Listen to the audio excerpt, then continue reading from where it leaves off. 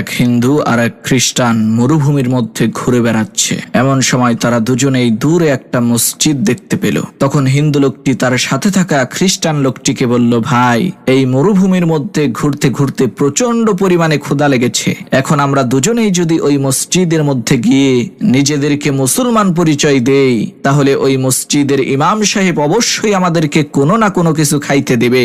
তখন খ্রিস্টান লোকটি বলল, ভাই, আমি মিথ্যা কথা বলে নিজেকে মুসলমান দাবি করতে পারবো না। তখন হিন্দু লোকটি বলল, ঠিক আছে, তুমি না খাইয়া থাইকেনে আমি কিন্তু মিথ্যা কথা বলে এই খাবারটা খাবো, আমার খুবই ক্ষুধা লেগেছে। তারা যখন মসজিদের মধ্যে ঢুকলো, ইমাম সাহেব তাদের দুজনকেই সম্মান করে বসতে দিলেন এবং তাদের নাম জিজ্ঞেস করলেন। তখন সেই হিন্দু লোকটি নিজেকে মুসলমান পরিচয় দিয়ে বলল, আমার নাম আব্দুল মজিদ মিয়া।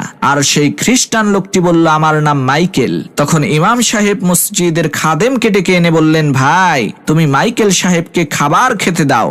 এরপর সেই ইমাম সাহেব ওই হিন্দু লোকটিকে বলল, আব্দুল মজিদ ভাই, এবার বলেন আপনার রোজার অবস্থা কি? এই বছর রোজা কি 29টা হবে নাকি 30টা?